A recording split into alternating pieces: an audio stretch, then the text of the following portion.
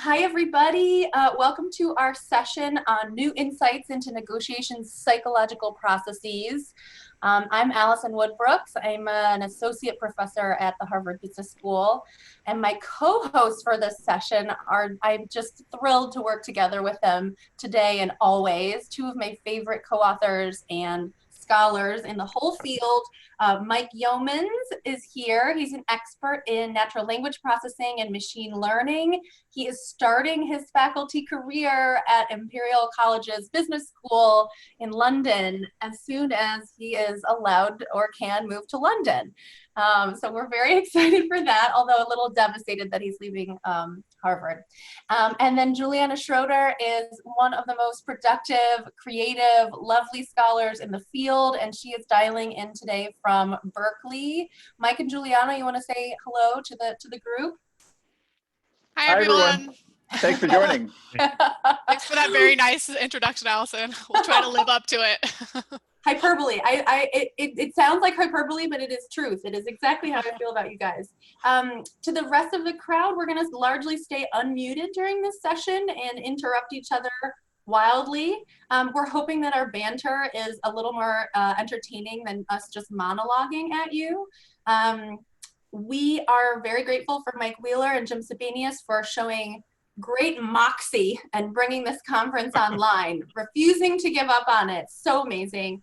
And we're grateful to Laura as well, San Pietro, who seems to have done most of the actual work in making this thing happen.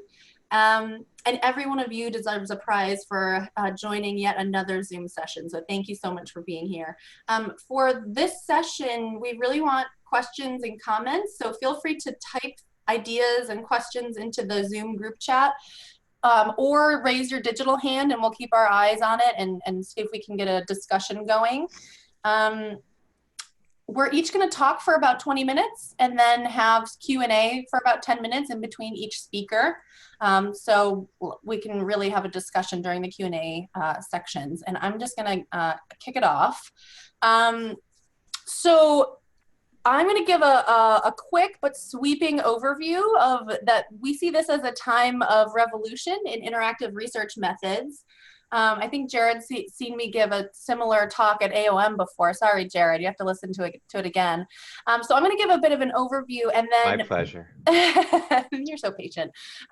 Mike Yeomans is going to show these new research methods in action by talking about some of his work on politeness and conflict, the benefits, costs, and models related to politeness. And then we're going to hear from Juliana. She's going to talk about some structural elements of conversation medium, and how that influences conflict conversations. So you're going to see both of them using the methods that I talk about at the beginning, a couple examples of that stuff in practice. Does anybody have any questions before we kind of get going? Okay, all right, I'm going to forge ahead. So I want you to imagine that a human interaction is like a ball of rubber bands. There's a lot going on, and there is a lot of reason to believe that this is a useful metaphor for human interaction. First, people hold a complex constellation of conversational goals, and they often conflict. They conflict within ourselves, like our different goals are often opposing to each other, and we have to figure out how to trade off which one's more important and which one to pursue when and dynamically within one interaction and across many interactions. And they often conflict with the set of goals that other people hold. And so here on this slide, I'm showing you 3 buckets of conversational goals that I often think about. You could imagine bucketing the goals in many other ways, and this is by no means an exhaustive list of the goals that people hold, but largely it helps me to think about enjoyment goals. Almost in the short term, we want our interactions to be enjoyable unto themselves. And enjoyment means different things to different people. Sometimes we want to be entertained and engaged, and other times we want it to be smooth and easy and maybe end quickly. But we want to avoid them being awkward or boring or confusing, stressful, etc. And we care also about helping other people achieve their enjoyment goals. So there's a sort of recursive nature of our goal structure. Then we have productivity goals. On its surface, an economist would say this, the purpose of human interaction is more focused on this bucket, right? On its surface, conversation serves to help us spread information or pass information. Like I share what's in my head with Juliana, and that's what it's for. We know there's a lot more going on than just that. But to convey information, receive information, brainstorm together by making divergent progress, making decisions, or converging on options. And we don't want our interactions to be a waste of time. And of course, we want to help other people with their productivity goals as well. And then finally, this third bucket of social connection. And this is more of like a long-term view where we're constantly wanting to make a positive impression on other people, largely because we hope that they want to interact with us again in the future. We're also observing other people and forming and adjusting our impressions of them and deciding if we want to see them again in the future. So we don't want our interactions to be hurtful or embarrassing, and we want to help other people achieve their social connection goals. All right, so there's a super complex goal structure happening in negotiations, which I know a lot of people here study and teach about conflict. Many of these goals often conflict within ourselves and between people, so they're not always true. We know when you're thinking about those social connection goals over the longer term, it's helpful to realize that every relationship in every person's life is like a repeated game. It's a repeated sequence of conversations over time. Here I've plotted someone's life from birth to death, very upliftingly. And you can imagine that every person you bump into is the possibility to have a repeated interaction with that person over time. So starting to think about what can I do in round 2 of our relationship? How does that affect round 20, right? What are the structural things, the decisions that I'm making, the content decisions that I'm making that might influence our relationship later on? And then if you dive into any one of those circles, each unique conversation is incredibly complex. And here I'm drawing on an image from Sheila Heen and Doug Stone's book. Are Sheila or Doug on this call, actually? I saw Sheila in a session earlier. Okay, I don't see them here, so I'm just... Doesn't look like it. Okay, so I can just radically interpret what they meant. So every conversation is like an iceberg. You've got content above the surface. You've got emotions right below the surface, and then way deep down you have people's identity. But within each of those buckets is just an incredible amount of complexity. Within content, you have verbal content, which are the words we say to each other. Nonverbal content like body language and facial expressions and hand gestures. This stuff is very limited on Zoom. And then there's prosodic content, and Juliana and I had a nice chat about this. Often people just think of 2 buckets, verbal and nonverbal, but this third bucket I find very helpful to think of as separate. It's everything that's not quite words, and it's also not quite nonverbals. It's somewhere in between. So it's like the tone of voice, cadence, silences, laughter, interruptions, back channeling. So these little sounds like yeah, right? These are very important to the structure and facilitation of conversation that have been largely overlooked by researchers, although I heard that Sandy Pentland on Sunday gave a really nice talk about some prosodic content. And then emotions, we can think about the emotions you actually feel, which are below the surface, and then the things that you express, both through nonverbal cues and through verbal cues that are above the surface of the water. And then way deep down is identity, and of course identity is incredibly complex unto itself. There are many dimensions of identity, not just race, gender, age, but like religion, sexual orientation, your preferences and experiences that make you who you are. Many dimensions, the observability of the aspects of your identity varies a lot, right? Like you can tell that I'm a kind of young white woman, but there are many things about me that you can't see on the surface. And then of course, all of these things shift and change and evolve over time. And that's just monitoring your own content during a conversation. You're also tasked with monitoring those things in other people around you during a conversation. It's just this incredible cognitive task that's a deluge of perceptions and decision-making that is very overwhelming for the human mind. And we're constrained by very human limitations like your mind. What can your mind process? And I think we've heard from other sessions that oftentimes that's where computers and AI can outperform humans because they're not limited by the constraints of one brain. There are physical limitations. Often we know that we could do better in a negotiation or a conversation, but we're too tired or we're just not energized enough to do it. And we're always constrained by time.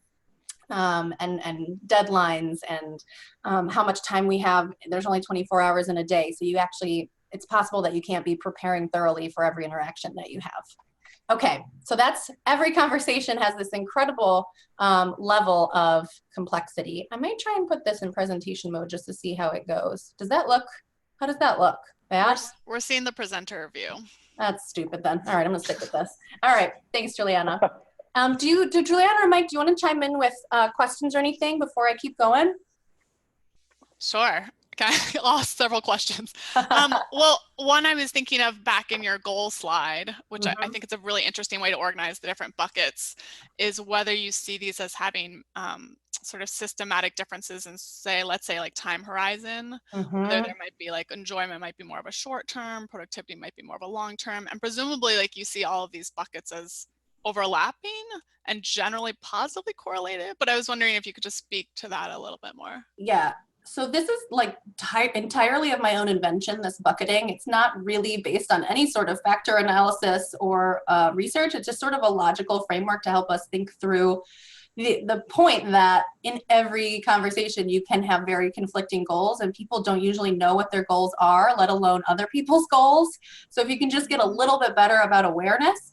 And then when we talk about that idea of awareness, I think having a little bit of structure around it helps. So I think your intuition is right. These categories are incredibly intricately linked to each other. I think the enjoyment bucket probably leans more in the direction of short-termedness and social connection more in terms of long-termedness. And then productivity probably leans one way or the other, depending on what your productivity goals are and what the deadlines are for.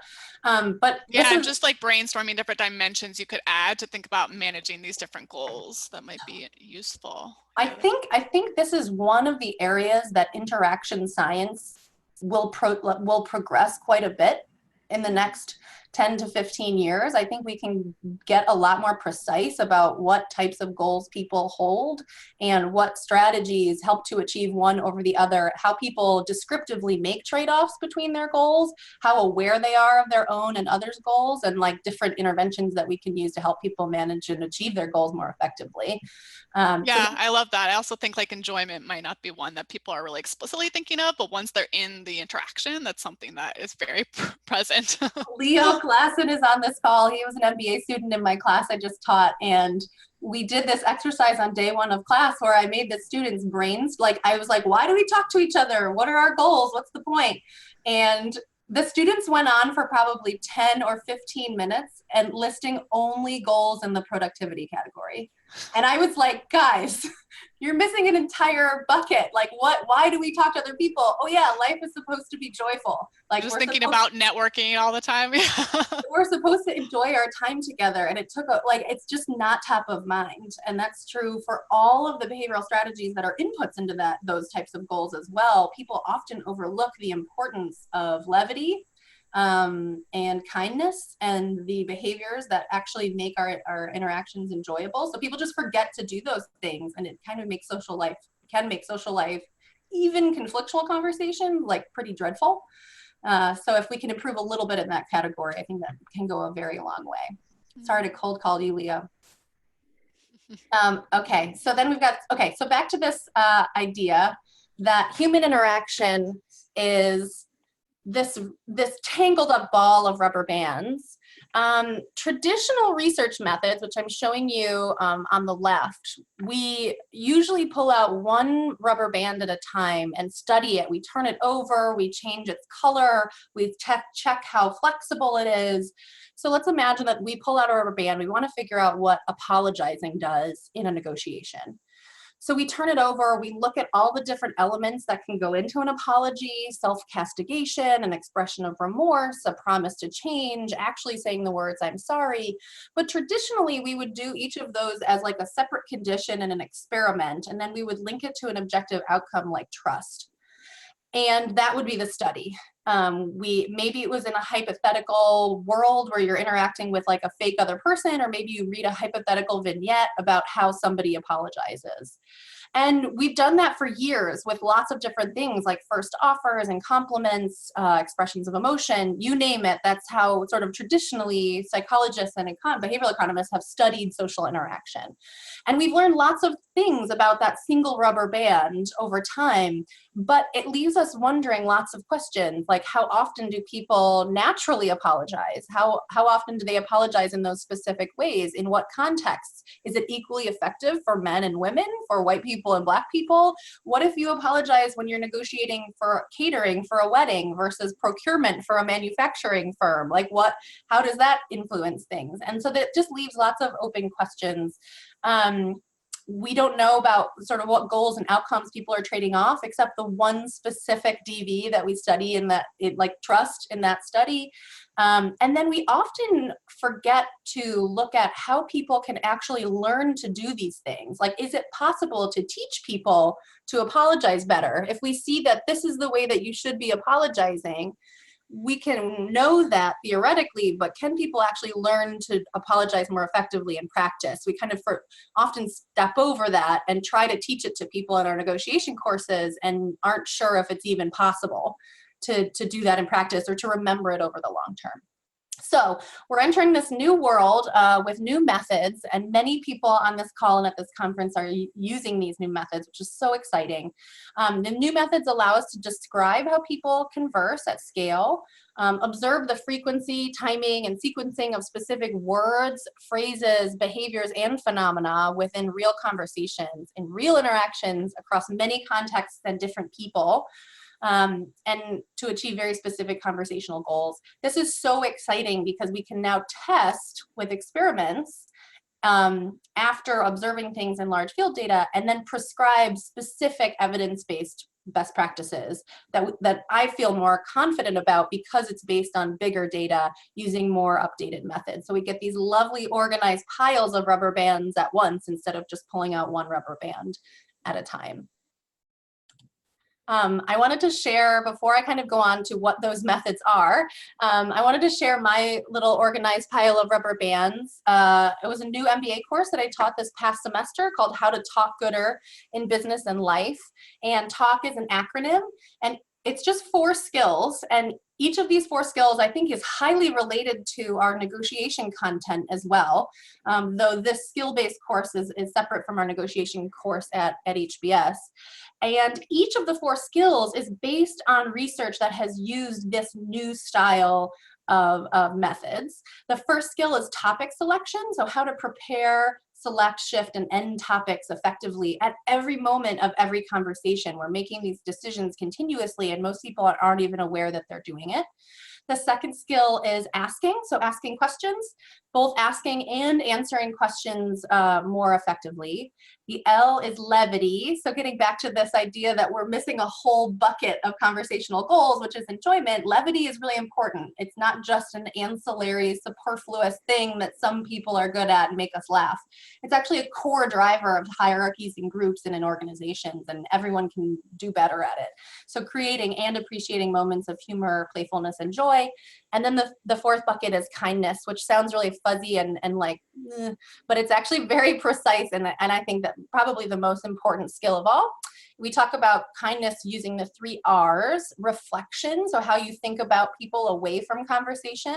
This relates a lot, I think, to Jim's 3D negotiation model. Responsive listening, so listening attentively to your conversation partner and actually expressing your listening so that they know you're listening in authentic and effective ways. And then the third R is receptiveness to opposing viewpoints, which is based on this incredible research we're going to hear from Mike Yeomans about in a moment. And that's the course. And at least one of my students is on this call, so I won't say too much more, but it was a blast, and all based on this research that we're really excited about. Okay, so what are the new methods that allow us to achieve these things? I'm going to talk a little bit about some new ways to capture interaction data. And there's an asterisk here because it's both enabled by new tools for conversation capture and new ways that people are having conversations these days, right? We have more globally distributed teams. We have more social media, which we heard about from Jim Sabanius in the last session. There's more online learning, eBay, Twitter, right? There's trace data everywhere now. that help us to capture conversations. And then I'll talk a little bit about some new ways to analyze interaction data. Maybe I'll pause here if Mike and Juliana want to chime in, or just urge me to keep going. Fascinating stuff. Keep going. Looks good. I think you should keep going. Okay. I'm all ears. Oh, I love it. Oh my God. Okay, everyone on the edge of their seat. I love it. Okay. So some new ways to capture interaction data. These are simple. They sort of on the surface seem quite simple, but a lot of research up until this point has sort of failed to do it. And the first and probably most important point is that we need to video and audio record people's interactions. This seems so simple, but most research in psychology and behavioral economics has failed to do this up until about 5 years ago. We used a lot of hypothetical counterparts or hypothetical vignettes and didn't look at real interactions. And even when you do look at real interactions, we failed to record them and really rigorously have them transcribed and analyzed. So that's step one. Make sure that we're recording interactions. The second point is then to transcribe the recordings, and human transcription can be a bit expensive, but there are really nice auto transcription apps out now. They don't do a great job. They're not perfect. They're far from perfect actually, but it's a great starting place. If you automatically transcribe, have the conversations transcribed and then use humans to go in and correct them, it's far cheaper than having humans transcribe from point zero. So using an app like otter.ai can be quite helpful. And then going in and coding the recordings and annotating transcripts. And this is often done by research assistants and the human mind to actually watch and code things for stuff that transcripts don't capture. We also want to urge you to seek more continuous and longitudinal measures over time. So you can do this with wearable technology like the Empatica E4 research suite, or Happy Meter, which is an app you can put on smartwatches. It came out of the MIT Media Lab with Peter Glor. Super fascinating. It captures things like gesticulation and proximity to other people, cadence, tone of voice, lots of prosodic things about human interaction. So these things are available now, and lots of people already wear smartwatches. So let's go. Let's get that data. Self-report apps are available, so you can get longer term reporting rather than like just one study at a time cross-sectionally. And these are apps like Life Data, or Mike Norton is just on the precipice of releasing a new app called Peak, which is so awesome. And then there are virtual tools that we can make use of. So Longitech has a lot of tools that they use in virtual meetings, like tracking people's eye gaze. There's a new company out of HBS by some students, a startup, and you can add a live airtime tracker in Zoom to see who's been talking a lot. I'm embarrassed to say that I've been dominating this one, sorry guys. And then text-only interactions can be studied everywhere, right? It's just all around us. There's online education platforms, Wikipedia, Craigslist, Reddit. All of these places have data that we can and should use more in our behavioral research to get a better understanding of how things work. One thing I wanted to note about text-only interactions, there is a platform that we use quite frequently to either supplement field data or as the main source of data for papers altogether, from chatplat.com. I designed this app. You can have people really interact with each other over Instant Messenger in any Qualtrics survey. So they get paired based on their arrival time, and then they can interact, and then they move on in the survey and fill out measures and stuff. So that is available. It's been available for a long time. It's free. There's a lot of customizable features, like how many people are in the group and how long do they chat and do they have emojis and stuff like that. So that's Chatplat, check it out. Now I also wanted to talk a little about archival data. I think at least for like doctoral students and early researchers, field data feels like this big, scary, sometimes unattainable thing, but actually archival data field data is all around us. Other people are collecting interaction data for us all the time, and there's tons that's publicly available and free. I'm gonna give you some examples from our work, and then describe the challenge. This little category here, I'm talking about a huge data set of sales calls. Mike Wheeler's negotiation mastery course at Harvard, they had a lot of people dialing in online and negotiating with each other, so we have all their text data. We are in touch with a lot of people who have dating apps and have the data from how daters communicate with each other on dating apps. With all of this stuff, there's always a challenge with data privacy, and that's true for most interaction research these days. One solution that our amazing colleague Mike Yeomans has helped with is using NLP tools to anonymize the data, so you get access to only metadata. And here I'm going to just flash really quickly his Politeness R package, which he's going to talk about more. But Mike's NLP Politeness detector, you run any text data through this detector and it spits out all of these features. So on the left, you're seeing all the feature names, and it counts up all the uses of these different features in any text data. So if you have proprietary data that you can't actually see because people are talking about other real people and real companies, you can run it through this NLP detector and get access to really rich behavioral information that's much better than almost anything else. That's like the next step removed from actually having all the raw data yourself. And you'll see that in the feature list, like any one of these things could be an entire career's worth of research, right? You could just study greetings. You could just study expressions of gratitude, expressions of apology, group identity, self versus other pronouns. All of these things, it gives you so much data. It's incredible. So that's one way to deal with privacy issues. The next category in green are all things that are publicly available, but they have this, what I would call an unnatural conversation structure. For example, I'll take the parole hearings as an example. From any state in the United States, you can get access to their videos of their parole hearings. This is unnatural because parole hearings are structured in a very specific way where the parolee is addressing the parole board and then the parole board responds. So it's not like a natural free-flowing conversation. We think this type of data is still quite useful, but it's important to describe honestly and clearly how that structure steps away from free-flowing natural dyadic or group conversation, and then pairing it with other data, right? Like run another study looking at the same conceptual ideas in sort of more natural data. It's very powerful if then you can replicate what we found in the field data with different, more controlled data. The blue category is, there's this whole category of stuff where people are actually studying one-way communication and sort of conveying it in a way as if it represents conversation. We think it's an important distinction to make, that one-way conversation is a very different task than interacting with another human who responds to you. So I think being careful about that distinction is quite important. The yellow data sets all have sort of limited recordings or transcripts or no transcripts at all. Again, important to describe that honestly and probably pairing it with live conversation data. The purple data, there's a lot of big unmonitored data coming out of companies like Google and Facebook that are amazing, but huge and unmonitored and require a lot of cleaning. So just be wary of that. This Facebook AI bot conversation with humans data set, for example, like all of a sudden, I only know this because of Mike Yeomans, like all of a sudden there will be some people conversing with bots in Russian instead of English, and you need to be able to detect that to make use of that type of data.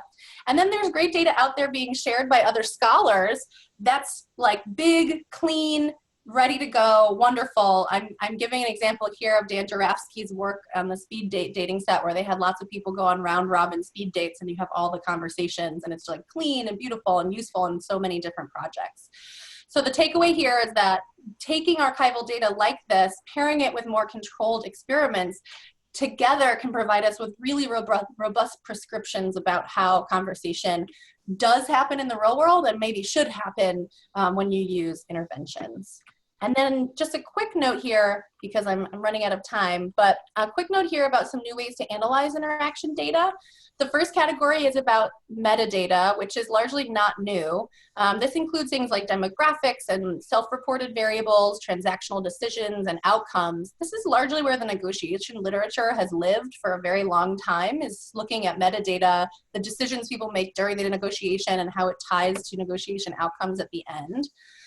The second category here is nonverbal data. This is mostly also not entirely new. People have been studying nonverbal cues for a long time, coding different nonverbals or using manipulations and then linking it to outcomes. Although a new piece of this is that we're getting access to more automatic detection software. So you can use AI and computers to do facial recognition or body language recognition or eye gaze instead of humans. And then the third category is what I've really been talking about here, which is text data. Lots of new analysis tools here. If you can just get your hands on transcripts of spoken or typed texts, you have access to the words themselves and the prosodic content that's sprinkled within the words. So you can analyze duration of silences, laughter, back channels, interruptions, and so on. And sometimes you can use traditional statistical methods to analyze the text, and other times you need some fancier NLP, and it's so fun and enlightening to collaborate with experts in NLP to accomplish those goals. And you're going to hear from one of my favorite NLP collaborators, Mike Yeomans, in a moment. Do you want to just open it up for like 1 or 2 minutes to questions before we pass the torch to Mike? Yeah, I think that's a great idea. That was fascinating. We actually got a few questions through the group chat. Okay. So Leah Wing was asking about Marlowe for Zoom. Leah, are you there? Hi, Leah. The answer is, so I can put you in touch with the developers. They have a pilot test version available now that they might be willing to share with you. And I think the real version will launch quite soon, maybe in the next month or two. They're awesome guys, and their tech looks really cool. It's just like a really simple add-on to Zoom, and you can see it's like an image that shows who's been talking and how the ratio adjusts live over time. It's pretty great. Fascinating. Whatever is the easiest way for you to put me in touch with them, I appreciate it. Thank you. Yep. Will you follow up with an email to me and I can forward you on to them? Yes, thanks. Sure. Alison, could you very briefly indicate what the things that app does? In other words, you said frequency of conversation, interruptions. What are the other elements? Oh, so Marlowe specifically, Marlowe just does airtime. It's an add-on in Zoom that it like shows up in a bar at the side of your screen that for however many participants are there, it'll list them all around in a circle, and then it shows you in a diagram who's been talking the most. Got it. Yeah, but there are lots of other apps that monitor other aspects of things. So if you're interested in these types of tools, please email me and I'd be happy to talk more about the details of each one. Thanks. Looks fascinating. Great. Ben Cook says, I wonder if you all have explored any social media conversation. Yeah, so the Facebook AI data set is not isn't social media. It's not like the normal arm of Facebook that we think of and use. They have a special department that's developing chatbots. And yes, about social media. Actually, you're going to hear from Mike Yeomans in a moment about some data from Wikipedia, probably. Mike, are you including any social media data today? Not social media strictly, although a few things that have a similar flavor. For example, forums and online courses and Wikipedia editors. It's always, we've shied away from social media data because it's often the case that it's hard to know what people's goals are. For example, are you trying to change someone's mind? Are you trying to rally a base? I mean, we saw your talk this morning, which was phenomenal, about using social media as a avenue for activism. And that's, I think, is really clear what their goals are. And so I think there's a lot of more research still to be done to sort of connect the words on the social media with the reality that people are trying to interact within. Yeah, I think there are some people sort of inching that way in terms of research. Like Dave Rand has a bunch of work on fake news on different social media platforms. Shiri Melamood is at Columbia is doing some nice social media stuff. Sandra Matz also doing really cool stuff on social media. The people who are doing cutting edge stuff, research on social media, haven't quite made the jump into let's study interaction on social media, and I think that jump should happen soon. Very soon. You could be part of it. One more name to that list as well. This is Dan Jarafsky's student, Christian Danescu. Awesome, yes. Yeah, he's a computer scientist at Cornell, and he is doing, I'm happy to introduce you, doing like a lot of social media conversation. Fabulous. Thanks, Juliana. Mm-hmm. Okay, awesome, guys. I'm gonna pass the torch to Mike Yeomans, who's gonna share his amazing work with us, seeing these new methods in action, studying politeness in conflict conversations.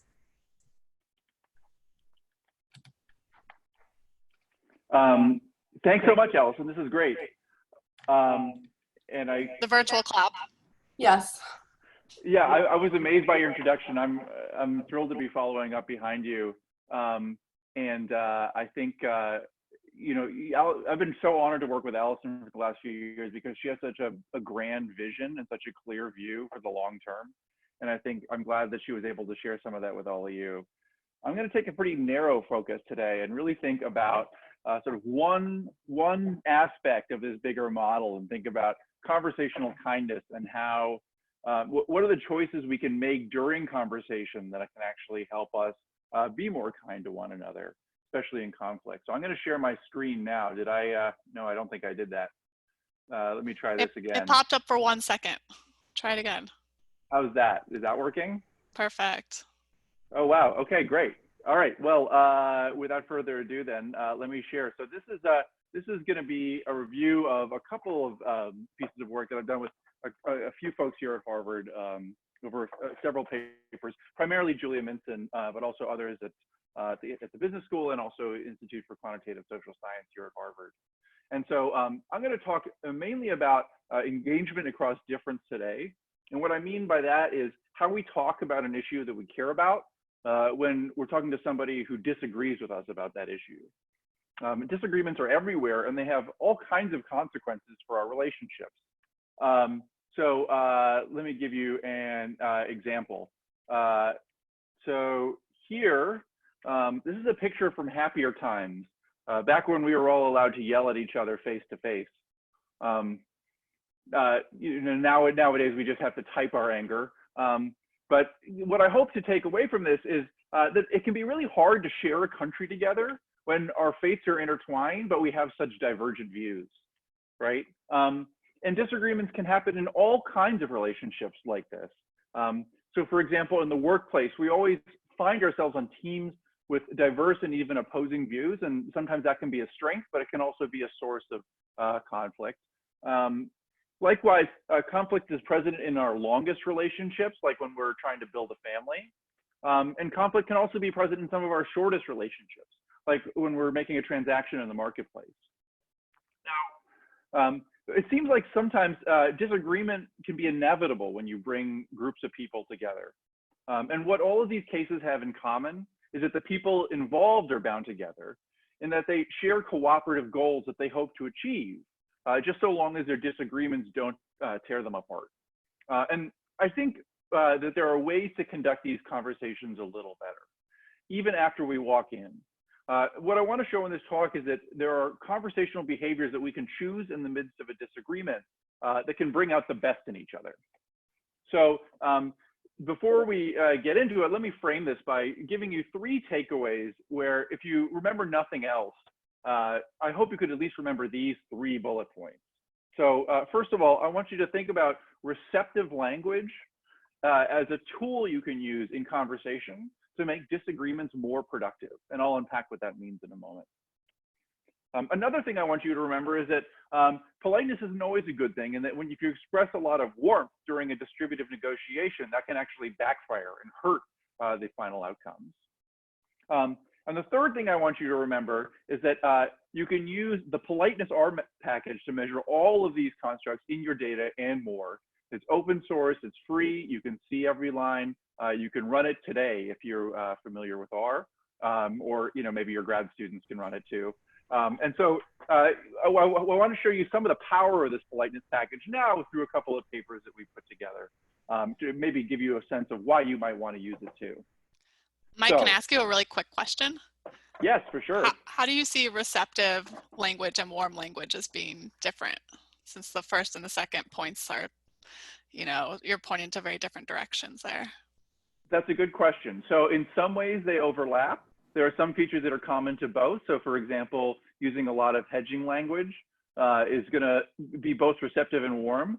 There are things you can say that are really friendly and make you seem warm, like for example, expressing a lot of gratitude, but that's not going to make you seem any more receptive. It doesn't show that you're listening to say thank you. And sometimes you're grateful as a way to get away without listening. And so these are sort of nuances that are unique to each context, and part of the beauty of the package is it actually helps you learn within each context which features are going to matter most. Mike, Go ahead.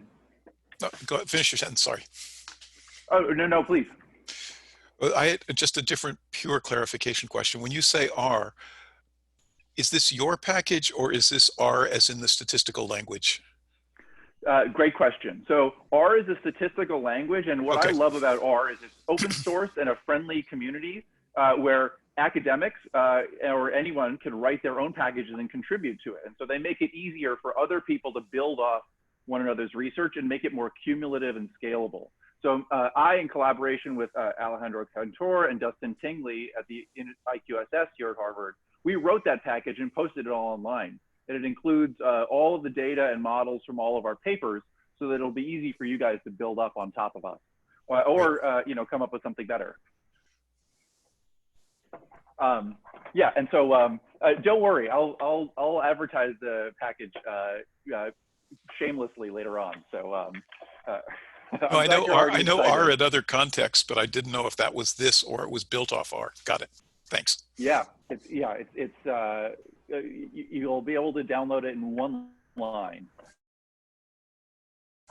One of Mike's defining characteristics is his contributions to cumulative science and building tools that everyone can use. He's incredible. Oh, thank you, Allison. Yeah, I build up so much of what you give me, but it's less subtle. It's not open source. So like interruptions and weird jokes. Exactly. So let's get back to the talk then. I'm glad you guys are already excited. So I want to talk about receptiveness. And again, here's another example where we're also building off other people's work. In this case, we're going to build off a definition of what it means to be receptive when you disagree with somebody. And that definition is, we'll sort of say succinctly, is the behavior in conversation that communicates thoughtful consideration of opposing views. And this definition is borrowed from another one of my treasured colleagues here, Julia Minson, who you can see in cartoon form here with her little Harvard lab coat on. And so this is based on a paper that she had done, which measures cognitive receptiveness, which is how receptive you feel on the inside. And this has actually spawned a tremendous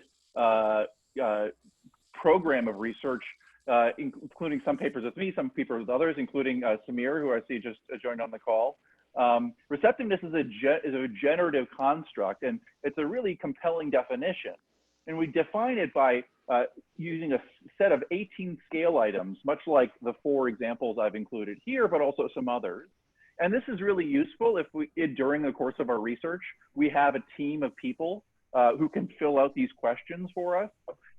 But sometimes we don't actually have those questions, but we still want to know how receptive people are. We want to be able to observe it in trace data when people don't feel like they're being watched. And so that led us to think about how we can actually measure the cues of receptiveness in natural language. And so that's what I'm going to talk about a little today. So there are 3 tools, 3 steps in a box to measure receptiveness in conflict. So first, we're going to collect conversations between people who disagree.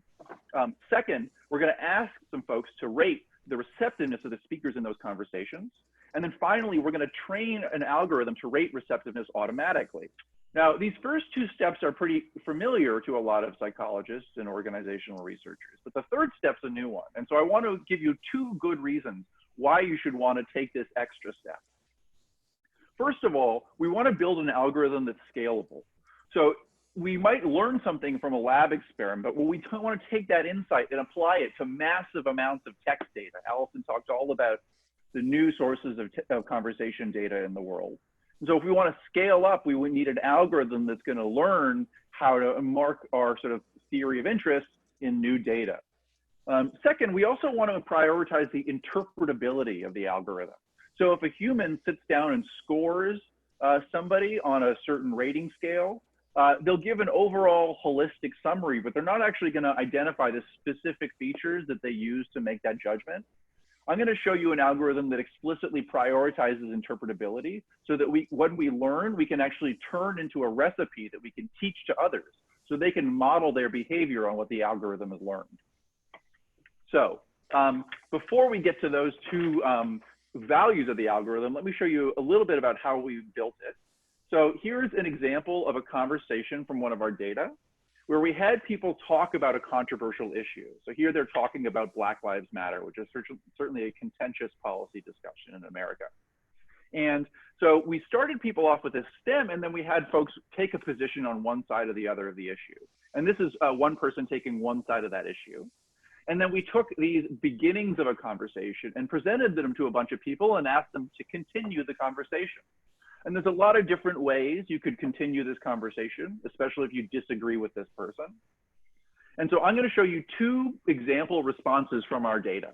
And what's interesting about these examples is both people were shown the same start of the conversation, and they both had the same view about this issue. But what's fascinating is these two people took very different paths down the road and have very different choices they made in conversation. Now, despite all this sameness, what's fascinating is that when we showed these to raters, they agreed that one of these responses was among the most receptive writing pieces in our entire data set, and the other one was among the least receptive pieces of writing in our data set. And so I'm not going to do a quick show of hands over Zoom here, but what I'm hoping is that you guys all agree that the top one is the more receptive one and the bottom one is less receptive. And if you said that, then the good news is our algorithm agrees with you. So I want to at least show in this little bit of time what it is that the algorithm's picking up in these texts that helps it identify receptiveness. So in the receptive text, we see, I'm going to show you three features that are particularly characteristic of receptiveness. So first of all, acknowledgement. When people are talking, the first most immediate goal is to make sure that the other person listened to what you said, so that other goals that built on the content of what you said can be pursued. In conflict, sometimes we don't demonstrate our listening. We listen, but then we move on. It's by actually saying, I understand, I see your point, we actually build common ground that we can work off of. Also mentioned before, the hedges are a really common feature in receptiveness. So people soften their factual claims by saying probably or sometimes. That gives space for intellectual humility. Finally, we often focus on the very points on which we disagree during conflict, but there's also a lot of things that we agree on that we fail to recognize and we fail to say out loud. So by identifying even small points of agreement, we can seem more receptive to others. Now, when we turn to the unreceptive example, the first thing we see is that none of the receptive features are in this text. And so that definitely doesn't help. But there are also some other features that they add in that make it particularly unreceptive. So for example, they use negations that are contradictory. They also use a lot of explaining language like therefore and because, and this can come across as condescending. It suggests that you have a very inflexible view of the world. So I think there are some scholars studying mansplaining right now. They should use your receptiveness detector. I think they'd see a lot of the reasoning and explanation text jumping into their mansplaining transcripts. Oh my God, yes. This also go ahead. It also suggests like a lot of academic conversation is probably considered unreceptive. A lot of reasoning, a lot of negation. Yeah, absolutely. Definitely, if you need to do a lot of explaining, make sure you do a lot of acknowledgement and hedging first. Conversations are long and there's time for both, but sometimes we only make time for one. Yeah, although I guess there's been some research that suggests if you start with the hedging and acknowledgement, sometimes people don't hear the feedback you're giving them, right? They get stuck on that. Yeah, I think there's a lot of open questions. I will say that, so in some of our data, there's big individual differences. So some people who are receptive in one conversation are a lot more likely to be receptive in others. And to the best we can find, about half of that individual persistent difference is simply due to gender. So women are just, they're accustomed to being a lot more receptive in general than men. Not that we all don't have room for improvement. I'm so glad you mentioned that, because one of the questions that came through in the chat, Daniel Shapiro was asking about, is receptiveness a personality trait or is it like a listening stance? And so I I hear you saying that it's both, like it is a personality trait, but it also can be trained and can be changed, right? Yeah, it's a little of both. I mean, it's definitely some people are persistently more receptive than others, but we believe that in every sentence you can choose to be more or less receptive, and later on I'll show you exactly how we teach people to change their behavior to be more receptive. Jared is also raising a point that I think you have things to speak to, Mike, about it'd be great if the algorithm also picked up on assertiveness independently from receptiveness, because in negotiation we often teach people to do both. Absolutely, yeah. We're using the same structure to identify a few different constructs. There's a lot more work to be done. So if you can define assertiveness, I'll be able to measure it soon after. So I'm gonna keep going just to wrap this up. So I hope you get a flavor of what the algorithm's picking up on. Now, because it's a combination of all these different features, the algorithm's going to want to measure all of these at once. So here's a bunch of features on the left that are going to matter during receptive conversation. And I'm going to compare the rates at which these features are used among a group of very unreceptive people and very receptive people. And what we see is that the algorithm is going to find roughly the same differences overall that we looked at in the examples before. So people who are unreceptive use a lot of negation and reasoning. People who are receptive use a lot of agreement and acknowledgement and positive emotion. And so we can wrap this all up into an algorithm that identifies how receptive people are about as well as other humans can. Now that we have an algorithm working, let's return to the two reasons I gave you for why we'd want an algorithm in the first place. So we want one to be scalable so that we can apply it to new text, and we want it to be interpretable so that we can teach it to people. So let me give you a couple quick examples of both. So for scalability, we're going to see how we actually measure receptiveness in field data that was collected without any thought as to what our hypotheses were. So we've applied our algorithm in data for online college students here at Harvard X, which is a hot topic these days. And what we find is that when students are discussing controversial issues in the class forums, that when they express a lot of receptiveness, that the other students who disagree with them express a lot of receptiveness back to them. Receptiveness is actually contagious within these conversations. And so we can actually create space for one another to listen. It's nice because these online classes are actually built on the premise that students can learn from one another because of the diversity of their perspectives. We also found a similar pattern among Wikipedia editors, another globally distributed team that requires on all kinds of different expertise and perspectives.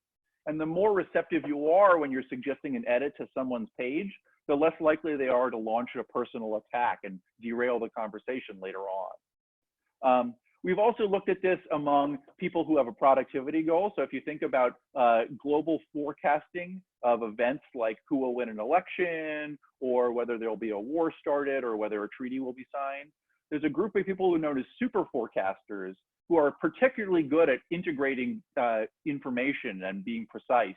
And those people, when they talk to one another about their forecasts, are a lot more receptive to one another than other control groups. Finally, we've looked at this among state government officials, where we bring them in and have them talk about controversial issues. And we have them rate their partner's receptiveness, and they also rate their own receptiveness. And what's fascinating is, even though these people are supposedly experts in managing diverse perspectives and building consensus, in fact, we show that they are totally in the dark about how other people evaluate them. They can't evaluate their own receptiveness, but by looking at the text of their conversations, we can judge how they're seen by others better than they can. So it just shows you there's a lot of room for improvement in how we can teach people to be more receptive and to be more aware of how they're coming across to others. Hey, Mike. Mike, can I interrupt real briefly? We're getting some really nice questions about training receptiveness, and I'm not sure if you have the data from this paper about training the receptiveness recipe coming up in a little bit, but just about training in general and how it is trainable, and then questions about how long-term or durable those effects might be. So maybe, oh, you're getting there right now, I guess.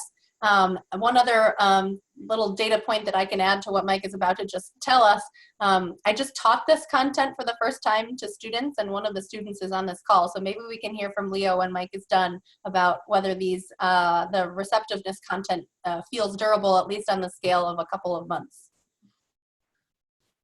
Keep going, Mike.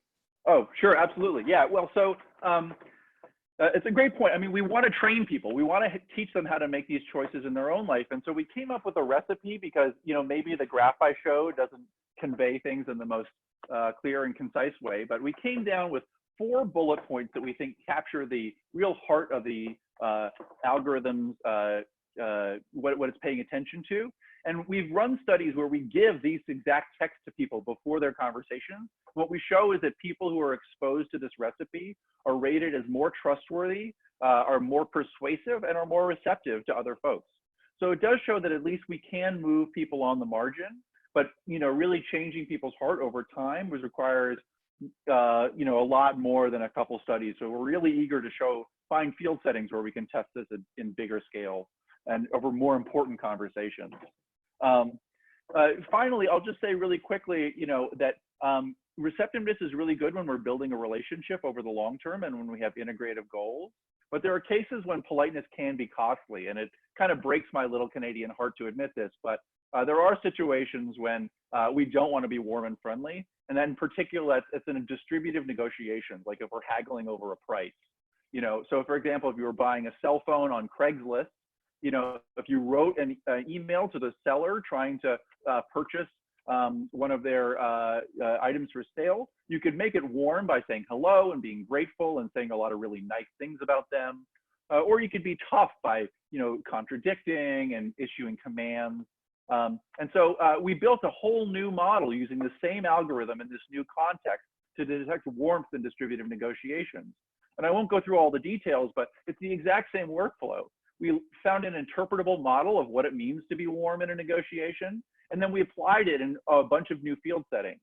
So we actually conducted a field experiment on Craigslist where we emailed sellers, emailed sellers with a fake Gmail account and varied our language. We've also run lab experiments using HBS case studies that are incentivized, and we show that the warmer people are, the worse deals they get. And finally, we even test this in Mike Wheeler's negotiation mastery class at HBS Online. We showed that people who are warmer and friendlier to each other were less likely to get good prices in their negotiations. I'm about running out of time, so let me just finish by saying that there's 3 takeaways from this talk. One is that when you're trying to build a relationship and there's conflict, you should want to be receptive. Or if you're just trying to get a good deal with a one-off transaction, then maybe being warm is a bad idea. And finally, you can measure all of this and more using my Politeness R package. And since I mentioned it before, I'll give you a little description of what it can do. If you look up the R package Politeness, you'll find it. You can install it in one line on your computer and start measuring it in your data today and apply all of our models and build your own. And please reach out. I'm hoping this can be the beginning of a conversation.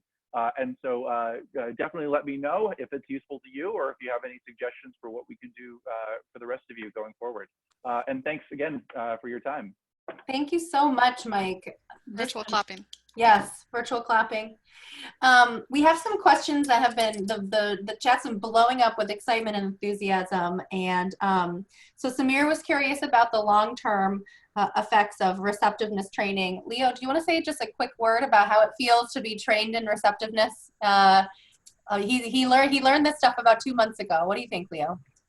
Yeah, so I think the receptiveness training, first of all, is like kind of mind-blowing. So I'm a trained consultant at Bain, and pretty much everything that's being taught to you in the first year is kind of like contrary to what like Mike is teaching now. And so like don't say I believe, don't say I think, don't give any room for coming across as insecure or make concessions. And so this was really kind of like really interesting. And now I'm trying to work it into everyday life, and it's definitely a little bit of a seismic shift, and let's see how that pays off. That said, on distributed conversation, distributed negotiations, I did take Mike's class online, and I didn't do too hot on the Bridgeport negotiation. So let's see how that goes. That's great. So interesting training you not to be receptive in those contexts. Wow.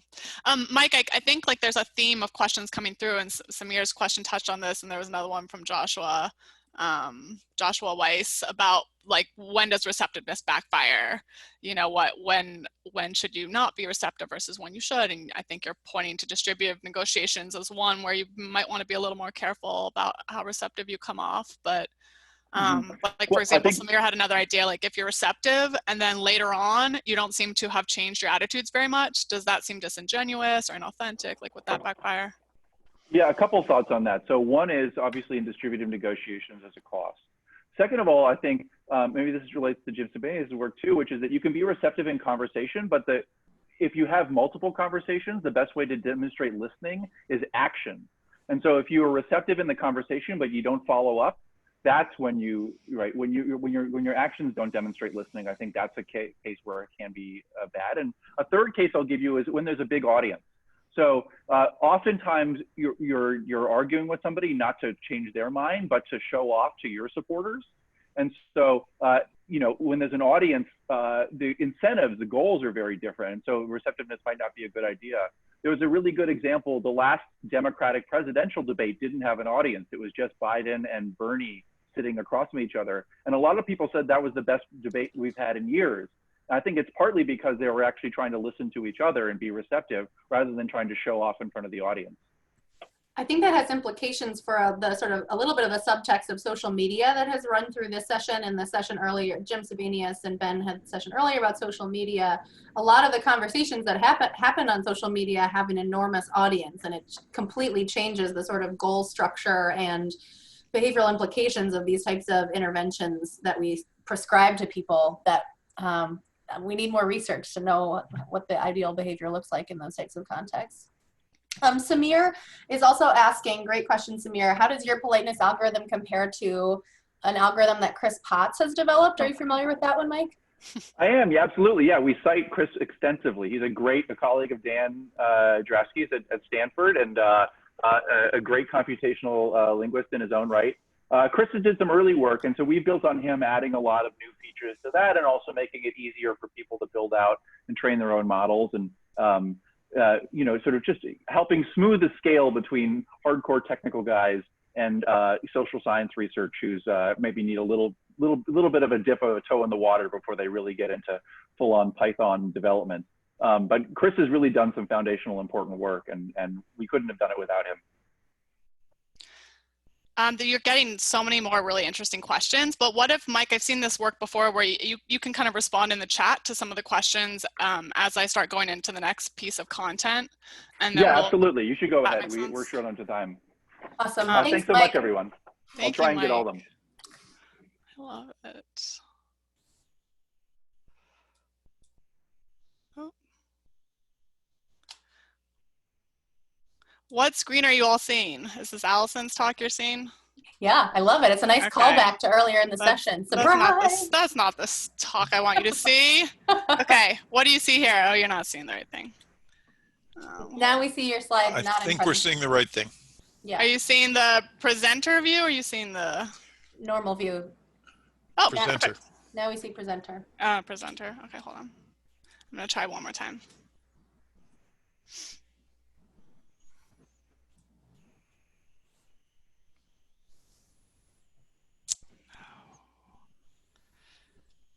Yes, your CV. This is the most exciting part of the session. Yay, perfect. Don't be scared, everyone. Okay. She's superhuman. Now are you seeing the right slides? Yes. Okay, perfect. And you're not seeing the presenter view, so you don't have to look at that. Perfect. Yeah, okay.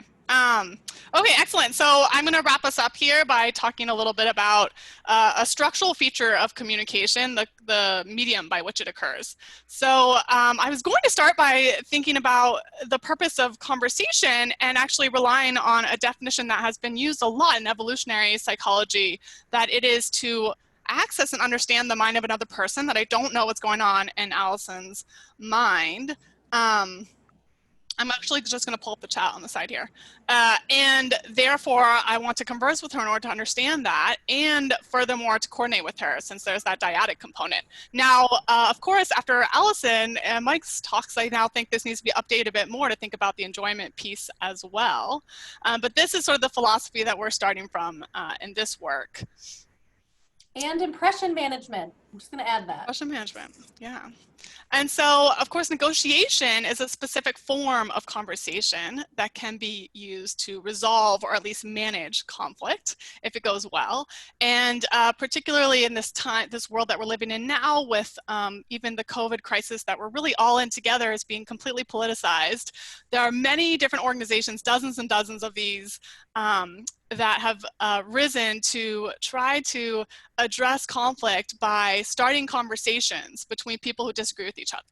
Okay, so just showing you just a snapshot here of a few of these, each of which have some quote somewhere in there that's they're saying they're trying to encourage meaningful conversation and that this is going to be the way in which we can resolve conflict. Now, of course, we know that conversation is not always a tool to resolve conflict. Sometimes conversation enhances conflict. And so just to give you a snapshot of this, we can all think of our own conversations we've had that enhance conflict. We asked 20 people online to just tell us about a recent conversation that a friend had online, and we get conversations that look something like this. Okay, so here's just a social media conversation where Bob is saying, can you explain this question, Kyle and Danette? So very provocatively, I keep asking this question, no one will answer. Why does the left blame the cop and he shoots criminal, but the right blames the gun when the criminal shoots someone else? Okay, and then Kyle jumps into the fray here. So we're kind of going through just an example conversation. So Kyle's saying, like, you misrepresented my views. I'm not on the left, but I blame the gun in both circumstances. And then Bob says something totally nonsensical back to Kyle here. You really have it bad. The first sign of a radical leftist is denial. Kyle follows up. The first sign of ignorance is attempting to blame someone for actual problems. And then here's where I would definitely leave the conversation if I were Kyle, but he continues, he keeps going. Okay, so I'm not going to go through the entire conversation with you, but you can see it starting to unravel right there. Following up on Mike Yeomans' great talk, this is, there's lacking a lot of receptiveness cues in this. And so we might be, in fact, you're probably primed from the last couple of talks to really think about the content of what's happening in this conversation. What should Kyle have said differently, or how should Bob have phrased his opinions slightly differently in order to have tried to make progress on their conflict instead of enhancing it. But instead, I'm going to actually zoom out a bit and suggest that the fact that this conversation was online and on social media in particular may very well affect the extent to which the trajectory of the conflict here. All right, and so the proposal here is that the medium by which the conversation happens really influences meaningfully how the conflict gets resolved or not.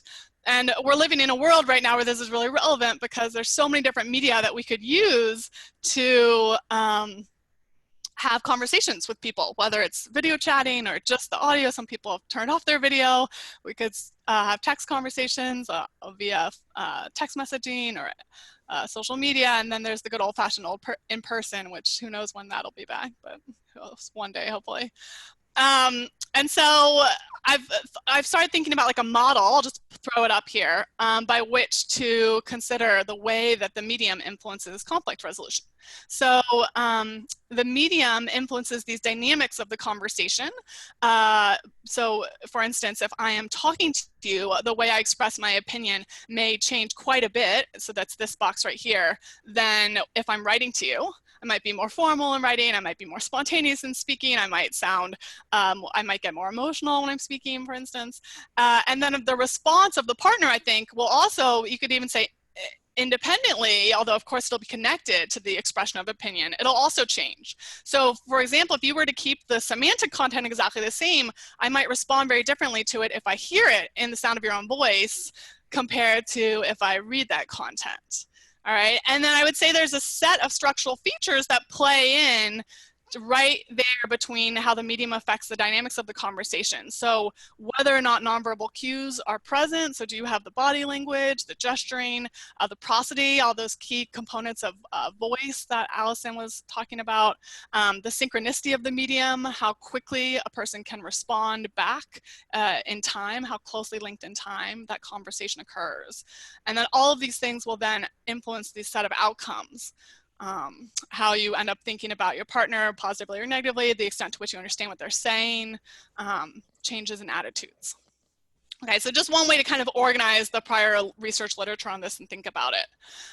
So we have conducted a series of experiments where we look at these conflict conversations to try to capture all features of this model.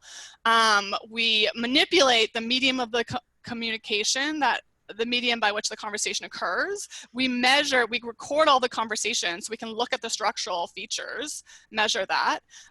We've done work where we've actually tried to take apart the expression versus the response of the partners, which I won't talk about now, but I can talk about more if people are interested in disentangling those things.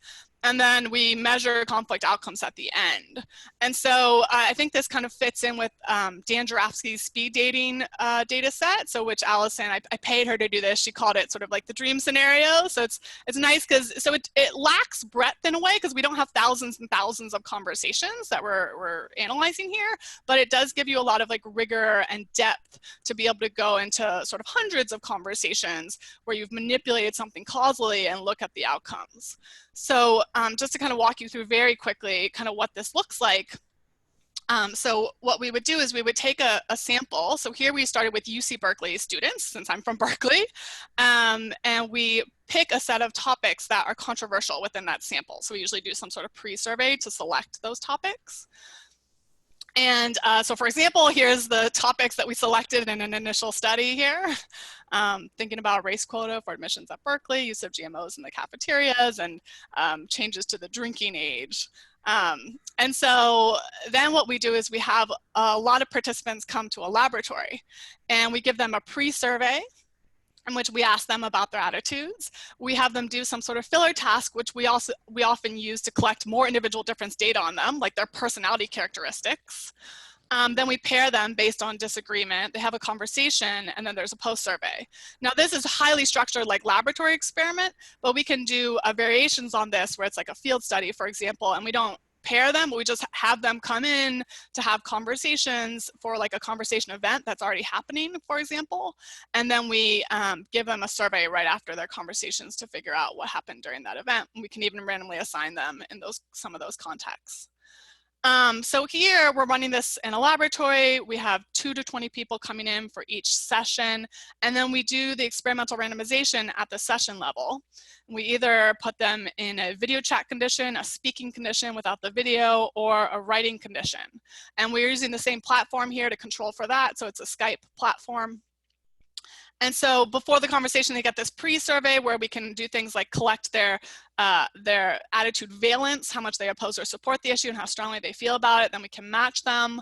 And then during the conversation, they'll go ahead and have their conversation, and we can have them have it in different ways. So we can look at the effect of synchronous versus asynchronous conversations, for example. Here, in this initial experiment, we just gave them 10 minutes to talk. So they're just having a synchronous conversation in all of these conditions. And then afterwards, we can just ask them a bunch of questions about how it went. So we can ask them about how positive are their impressions of their partner, to what extent they understand their partner's opinions, how much conflict was there, and importantly, did any of their attitudes change? Okay, and I'll just show these results and then I'll just pause to see if there are questions because I know I'm lecturing a lot at you, which I do not want to do. So just to give you a sense of what the results will look like in these types of experiments. So it's a 1 to 7 Likert scale. So you can see I'm only showing you 4 to 7 because a lot of times anyone who does work with person perception impressions knows that people tend to use just the top part of the scale. So if you're at a 4, that's like a really, really, really negative impression of a person essentially.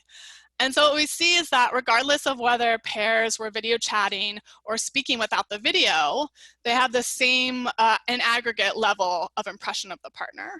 But when they write to each other, so sort of exactly the same setup in every other way, except for the fact that they're writing, they have a significantly less positive impression of their partner. Juliana, have you run the same protocol with cooperative interactions? Say more about what you mean by that.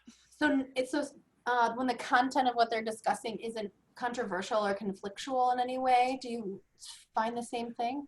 Oh, yes, we have. So some of those field experiments that I mentioned, we've been teaming up with, there's an organization called Bridge USA that has chapters at college campuses all across the country. And they regularly have these just conversation events where because their whole mission is to try to get people to have dialogues over potentially controversial topics. And so people come to those, and sometimes they agree with each other. So sometimes they're on the same side, sometimes they're on different sides. And we can randomly assign them still to speak or to write to each other within the context of this. And then we can look to see whether the extent to which they disagree with each other moderates the effect of communication medium. And what I can say is that it does seem like the effect of the medium is stronger when there's more disagreement. So it matters more if you're speaking or writing when there's a lot of disagreement. But even when there is agreement, so like the cooperative context that you're talking about, you still see that there are better outcomes when they're speaking together than when they're writing. Yeah, great question. Okay, so we see that there's less understanding when they write to each other. There's more experienced conflict. They perceive more conflict in the interaction. There's less change in attitudes. But I will also note that anything above 0 here on the scale means that they did change in the direction of their partner's attitudes. So even in the writing condition, having this 10-minute conversation does move people to report that they have slightly updated attitudes. And then percentage disagreement, so we just asked them at the end a dichotomous question about whether or not they agree or disagree. Interestingly, even though at the beginning they're of course selected here on strong disagreement, self-reported strong disagreement, only the people in the writing condition are still saying that they strongly disagree by the end. And so then of course what we want to do, so that's kind of the outcomes. We want to get into the black box of what's happening in the conversation. So understand those conversation dynamics, which is just the theme of this session here. And so we've tried to do this in lots of different ways. We've used some of the algorithms. Mike, I would love to chat more with you about this, but I'll just mention quickly that politeness doesn't significantly vary between the speaking and the writing conditions, which I think might be a function of the fact that the writing tends to be very formal, and they often will use sort of polite terms in the writing. So I wonder if that's kind of what's going on there. But another way that we've looked at the dynamics of what's happening in the conversations is we've divided the conversations, and this is just done manually so far, but I would love to find a way to automate it more. We've divided it into exchanges. So here's, a conversation. I'll just show it to you and you can tell it's writing right away because it's weird. It's like fellow debater, right? Like that's kind of a formal written statement. Into exchanges, and each exchange is sort of what we call a substantive trade of kind of content. That each person has to say something about their opinion. There has to be a substantive exchange of content. And so here's kind of the way that a very short, one of our shorter conversations looks. So there's always this starting exchange and this ending exchange, and then there's some more content that happens kind of in the middle here. By the way, I didn't mean to do this, but you'll notice that this is a very receptive conversation. Everyone's saying here, they end with, "I respect and admire your opinions." Okay. And so one thing we can do then with these exchanges, we can take all the stimuli and divide them into exchanges, because of course we save all of our stimuli. We can have online observers, just say on mTurk, for example, reading each exchange, reading the whole conversation, and for each exchange they can make ratings of what happened in the conversation. So for instance, they can rate how much agreement occurred between the pair in this exchange, how much understanding occurred, how much did they like each other, how much conflict occurred. Okay, and so what you see when you look at the trajectory of the outcomes here is that the conversation starts at the same point, which is what you would expect in the very first exchange here. And then immediately sort of there's different ways to split this. So I'm just I pre-registered visualizing it this way, where I split it into sort of 3 middle parts so you can get some nuance into the middle of the conversation.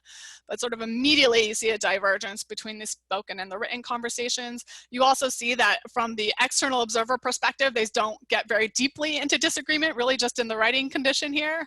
And then it starts to close a little bit at the end.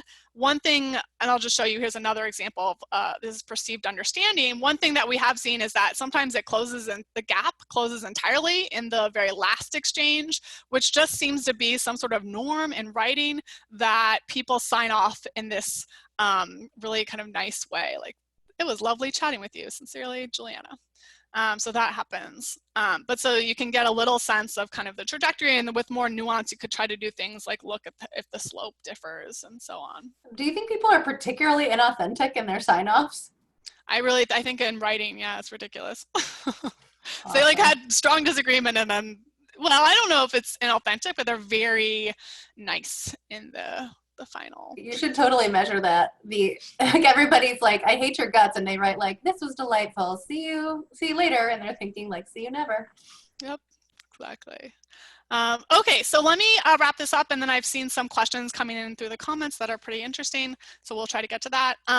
So rather than showing you, 10 more experiments, I'll just tell you basically what we're finding here is that the medium does influence all of the different conflict outcomes you could imagine in terms of people's ratings after the conversation has happened.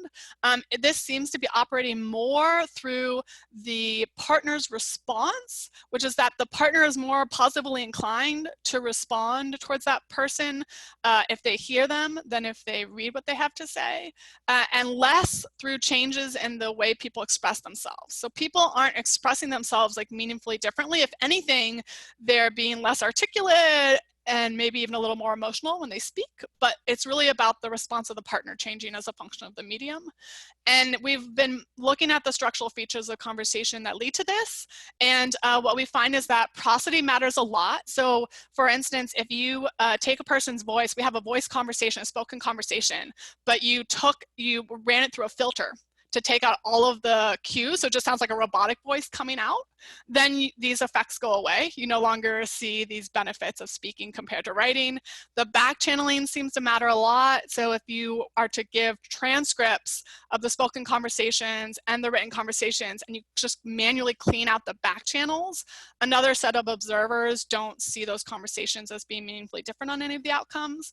And then the synchronicity matters a lot. So if you take a spoken conversation and you make it asynchronous, so for instance, I record an audio message and send it to Alison, and then she records one back and sends it to me. I mean, it's technically a spoken conversation, but now it's asynchronous. Then you also don't see the benefit of speaking. So we're just looking at moderators to try to figure out what are the structural cues that matter.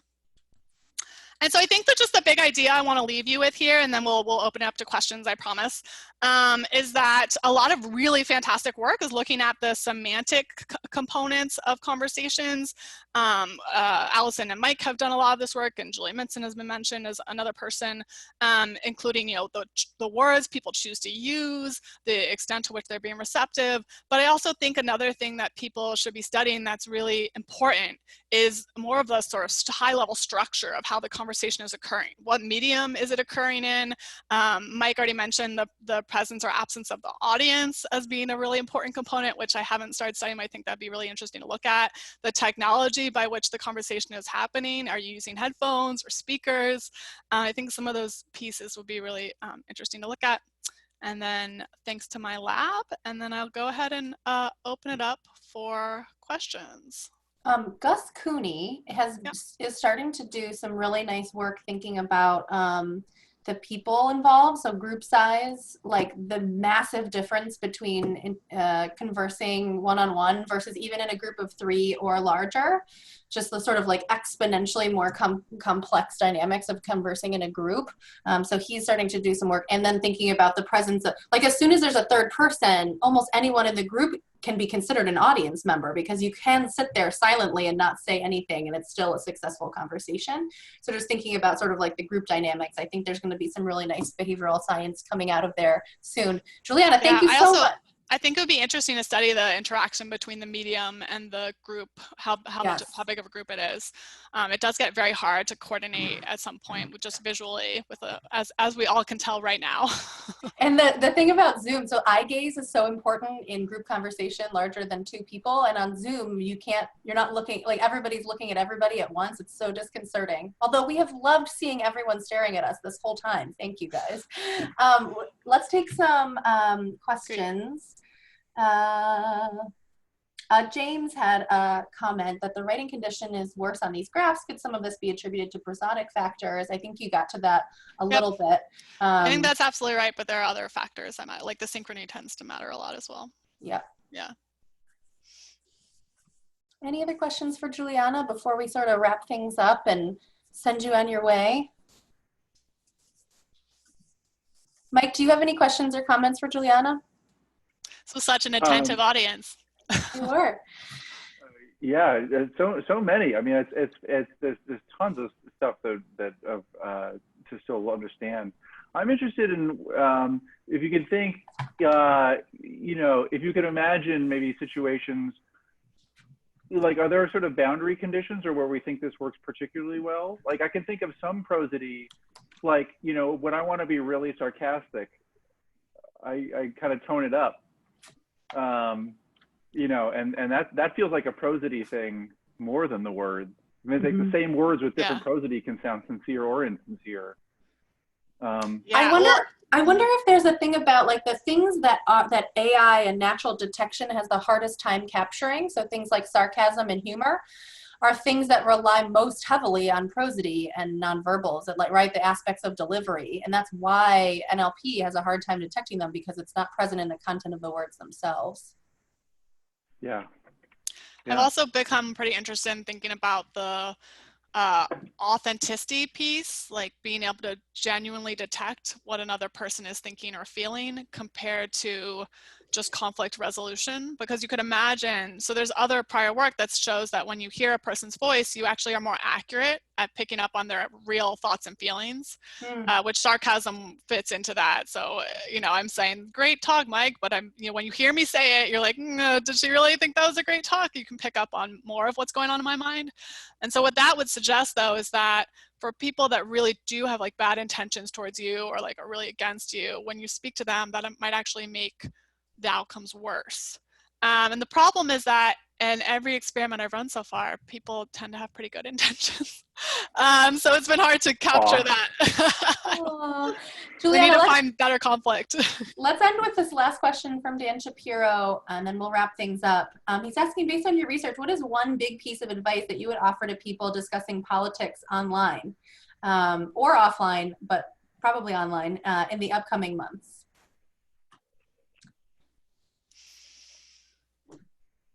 Don't do it. Always the first piece of advice we give for email negotiations. Like, what are you thinking? Yeah. Assume the best in people. So much of conflict comes out of misunderstanding, and we focus on the items we disagree on without saying that maybe we see different things or have different perspectives on the world. If we come at it from a perspective of learning rather than a perspective of disagreeing, there's so much just starting the conversation on that right foot can open up so many new productive doors. And I think Mike's point with the receptiveness stuff is so profound. Is like often we agree on like 95% of stuff and we forget to say it.